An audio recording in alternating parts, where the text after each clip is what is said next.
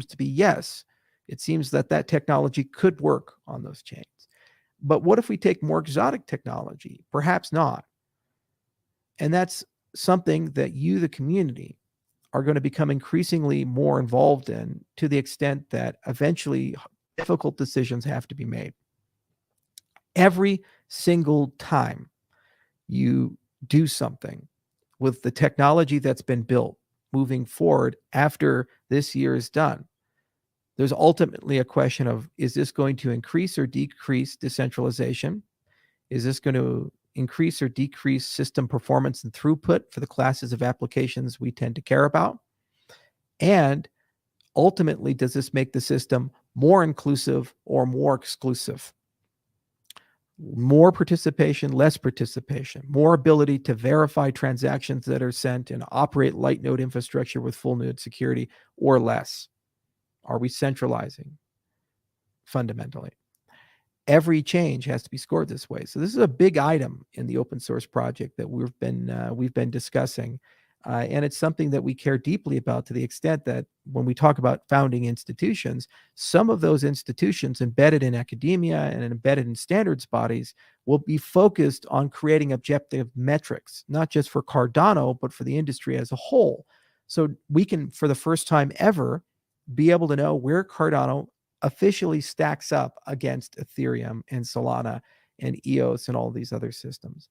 We have crude metrics like Nakamoto coefficients, for example, but they don't accurately reflect the nuances of these protocols. And it's about time we had some rigor behind it. The good news is this is a problem that's very collaborative in nature, and it's something that everybody has an incentive to talk about. And frankly, we as consumers, we need to level up a little bit. We can't just demand raw performance at the cost of principles and philosophy. We have to demand performance while maintaining our principles and philosophy. And we can't just demand a system where we leave people behind.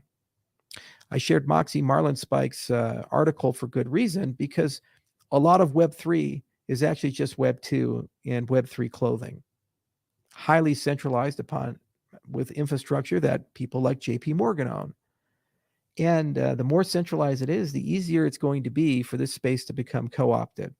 We've already seen the politics of personal destruction enter this space. We've already seen all kinds of shenanigans with governments around the world doing things, both implicitly and explicitly. Now in China, I think you can have jail time for trading cryptocurrencies. And that's just one of hundreds of examples. So it's very important that we ask ourselves, what are we actually trying to accomplish? That brings me to my final point, which is the kind of a constitution or a Bill of Rights or some fundamental principles. They've always been implicit in why Cardano and in the Cardano community, and Bitcoin has them implicit in the code. And if one was asked, what are the principles and values of Bitcoin? And a lot of people would say things like the monetary policy, for example. There will only ever be 21 million Bitcoin. Put their hand on the table. No monetary policy changes, ever. Ethereum does change its monetary policy with EIP 1559 and others, and more to come. And that's fine, but that's a philosophical difference between these two ecosystems. One of the least developed areas, in addition to metrics, is the idea of meta governance, constitutions, the idea that blockchains need some form of governing principles that are explicitly there and understood. Some of you know, I invested 20 million to Carnegie Mellon University to set up a center for formal mathematics. One of the things that the center is trying to do, and it's somewhat analogous to where we're at as an ecosystem, is it's trying to capture mathematics as mathematicians understand it, which is built to communicate to other mathematicians, and make it machine understandable. So take things that were in LaTeX or handwritten, things that exist in presentation code, but not in code that a machine can have an opinion on, and get it constructively to a point where a machine could understand it. Now, this is one of the hardest things you can do, and it's the first time math has gone for a major rewrite in 120 years since David Hilbert and the rest of the gang were running around like Gödel and Turing and so forth. Now, analogously, there's a question of how much should the ethics the integrity, the soul, the intentions of the system be machine understandable. Because if they're machine understandable, you can then build protocols that can actually operate on the intent and embed them as kind of a regulator of the system for all smart contracts. This comes up a lot in the privacy space. People want confidentiality and privacy, but at the same time, they don't really like the consequences of confidentiality and privacy in certain areas. So while we would love to see dissidents in Russia who are protesting the war in Ukraine have a system that gives them the ability to freely associate and get funding and be able to express themselves and resist the government, at the same time, many people wouldn't like that same set of tools being used for child sex trafficking or terrorist financing. You see, same technology. So governance of these systems is very important. And you can't just trust a government, because if you trust the United States, for example, the same backdoors, the same process will inevitably be used by Russia or Iran or another government, China. You see, so these are complicated things. And the level of machine understandability of the ethics of the system, the intent of the system are very important. Cardano is right up there with all of the best-in-class smart contracting systems.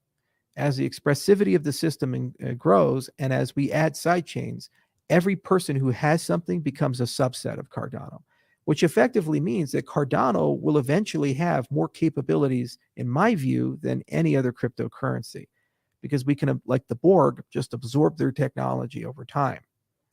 When we have all of that, because we have all these capabilities, millions of people will come in and use this technology in different ways. Some ways good, some ways not so good. Many people ask me, where did the name Cardano come from? It was Girolamo Cardano. Now, I picked him for good reason, because he wasn't a good person, but he wasn't a bad person. He was a nuanced person of the Italian Renaissance. Brilliant mathematician. He was a doctor, also a complete scoundrel. And he invented pieces of probability theory for gambling. He was the Pope's private physician, but also excommunicated from the church. He was a very interesting fellow, and I felt that was an appropriate name for a cryptocurrency. Sometimes cryptocurrencies are bad. Sometimes cryptocurrencies are good. And in our love and rush to embrace this new technology, we must be intellectually honest and wise enough to acknowledge the times that they are bad. The point of regulating structures are to figure out how do you blunt that. And we don't need a government or a regulator to do that. We can use the very same things that make a blockchain a trusted custodian, things like smart contracts and so forth. So the meta point of this governance experiment, as we move into this complete open source project throughout this year and build all these institutions, is a deep conversation about the Bill of Rights of Cardano, the Constitution of Cardano, the fundamental things that are difficult or damn near impossible to change, and making sure that those are established well and they're machine understandable to the extent where Cardano itself can then enforce that as people attempt to change it and update it for the future. This is probably the most ambitious part and most dangerous part of the Cardano project. We go from writing papers in science to things like real hard engineering to unsolved problems that may never fully be solved.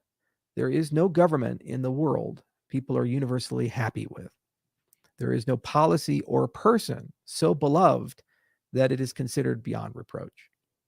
Humans like diversity, which is why we have many languages, many cultures, many religions, and it's not going to change anytime soon. So no matter what we end up converging to, some people won't be happy. But if we do a good job, at least those people will be heard and still have a voice and still have a say, and probably can still use the technology of Cardano for the things that they care about. That's the great challenge before us. So it's been a hell of a ride, and that's why it's so bittersweet. You know, everything changes, and you get to make sequels, but it's never quite the same as the original movie, and that's okay. And I know that we can get this done, though, because I got all of you. And there's a lot of really brilliant people in this community. We've built a relationship over the last 6 years. I'm never going to stop the AMAs. I'm never going to stop broadcasting live from warm, sunny Colorado, sometimes other places. Hell, I might even go to space one of these days. We got too many people that are in those circles for them not to sell me a ticket on one of those rockets. But despite all the shenanigans and the ups and downs and the craziness and just the daily grind, what makes this job so special and what makes everything so special is the fact that I really do get to work with the best people. And we're all on a mission together. We ultimately, at this company, want to improve the systems of the world for everyone everywhere. It's what we've always tried to set out to do. Come October, I'm going back to Bermuda. Many of you got on this boat either with the whiteboard video in 2017 or the TED Talk from 2014 that I did. That TED Talk in 2014, I made a lot of commitments and promises. I wrote a check that I didn't quite have the cash, the money to cash. I said, this technology is going to go change the developing world and bring economic identity to everybody. 8 years later, when we look back at all of this, it is really remarkable and amazing that it looks like we can actually cash that check now. The technology is evolving to the point where people in the developing world can live completely within the crypto ecosystem. Don't believe me? Look at El Salvador and the experiment they're running. An enormous progress has been made in Southeast Asia and in Africa. The third largest adopter of Bitcoin and cryptocurrency is Nigeria in the world. That's just 8 years. It went from nothing to that. And it's going to be good to go back and show it. Like what Paul Halmos used to say, tell them what you're going to do it, and tell them what you did. And so in October, my hope is to be able to show you what we did and hopefully inspire the next generation to take it even further than we ever could and really build up a great stack. And I believe if we accomplish that, and I believe if we get there, our best days are ahead of us. You know, at the end of the day, this is the technology of freedom. It always has been. And it's the technology that puts you back in control of your life, for better or for worse. There are so many people running around the world who are cynical and pessimistic and love tearing people down or telling you what you can't do or who you are and what your place in life is. I'd like to believe you get the decision about that. If you want to outsource stuff, if you want to trust others, go ahead. It's your decision. But at the very least, shouldn't you have a say in it? In all things, the way you vote, the money in your pocket, your future. That to me feels like freedom. And for that to work, you need tools and systems and institutions that agree with that.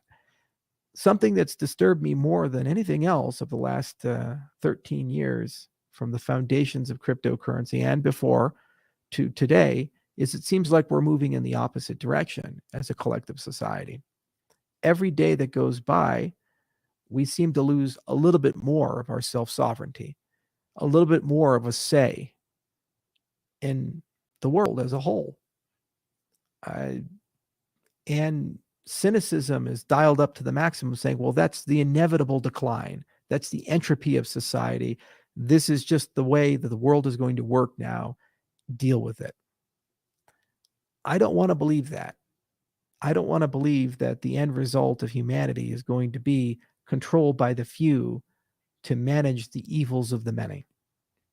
I want to believe it's the many working together in a harmonious society without needing the few. If we're going to get there, we need to demonstrate that. And this is the next challenge for us as an ecosystem. We've gotten as far as we can go with the tools, people, and vision of the few. And as that gets closed up and we have great commercial comparability and sustainability, and you'll see all the magic of Cardano, there's real brilliance there. And it'll kick the crap out of the people who've always kicked us when we're down and said we can't. And that'll be satisfying. But the real challenge is how do we get to the next level, which is us working together. The real challenge is how do we build a global governance system? How do we reinvent certain things that need to be reinvented? New institutions built with new principles. It's a little terrifying. It's real hard. In the next few years, this is going to be the struggle. However, if we solve it for Cardano, we solve it for every organization and government in the world. And you start realizing you don't need kings, you don't need presidents, you don't need CEOs, you don't need people at the top. We can do it right here at the bottom.